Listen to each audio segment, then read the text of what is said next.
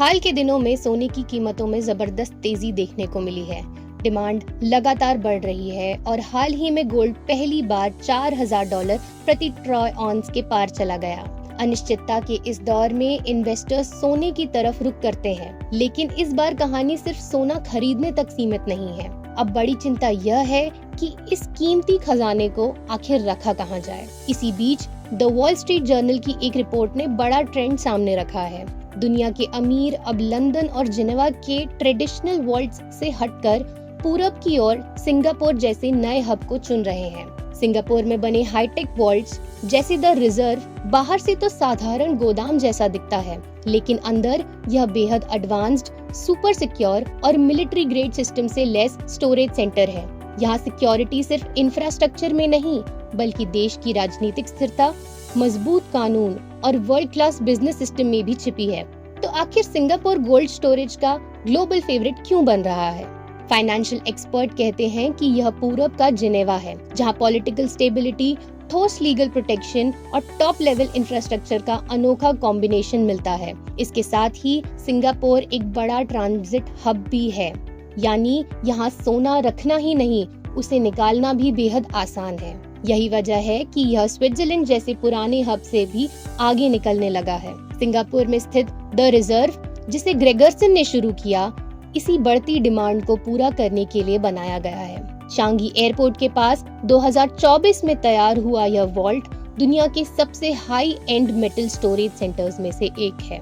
यहाँ एक विशाल चेंबर है जिसमें $16 बिलियन कीमत की 10,000 टन चांदी स्टोर हो सकती है। इस चेंबर की नींव जमीन के 32 मीटर तक नीचे तक जाती है। इसका फ्लोर एक स्टैंडर्ड कार पार्क से 45 गुना मजबूत है। सवाल उठता है कि इसमें कितना सोना रखा जा सकता है। बढ़ती डिमांड के बीच हाल में चांदी $53 और सोना $4,300 प्रति ट्रॉय ऑन्स के पार चला गया।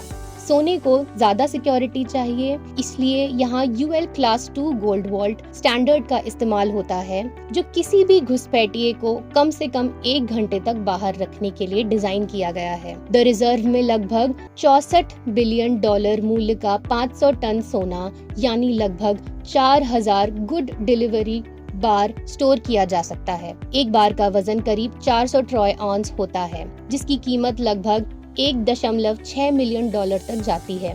कई इन्वेस्टर्स आसान मैनेजमेंट के लिए 32 ऑन्स वाले छोटे बार भी चुनते हैं। निवेशक इन बार्स को सिर्फ मुनाफे के लिए नहीं रखते, बल्कि राजनीतिक उथल-पुथल और आर्थिक अनिश्चितता से बचाव के तौर पर भी देखते हैं। खास तौर पर अमेरिका में कई अमेरिकन अब फिजिकल गोल्ड बाहर स्टोर कर रहे हैं, क्योंकि उन्हें डर है कि अगर US डॉलर पर विश्वास घटा तो नई करेंसी को गोल्ड सिक्योर्ड होना पड़ सकता है।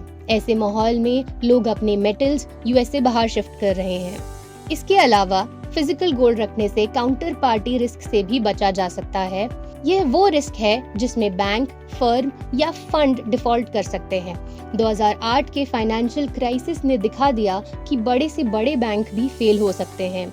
इसीलिए फिजिकल गोल्ड को प्राइवेट प्रॉपर्टी की तरह रखना एक सुरक्षित विकल्प बन गया है। इन सब के बीच सिंगापुर एक शांत, स्थिर और भरोसेमंद जगह के रूप में उभर रहा है। अभी भले ही सिंगापुर में ग्लोबल गोल्ड का 1% से भी कम हिस्सा मौजूद है, लेकिन विशेषज्ञों का मानना है कि आने वाले समय में यह तेजी से बदल जाएगा। जब लंदन हर दिन $100 बिलियन से ज्यादा सोने का ट्रेड करता है और सिंगापुर जैसे हब, हांगकांग और दुबई इस सेक्टर को एक्टिवली बढ़ावा दे रहे हैं, तो यह पूरा ईस्टर्न गोल्ड हब अब ग्लोबल मैप पर बड़ा रोल निभाने को तैयार है।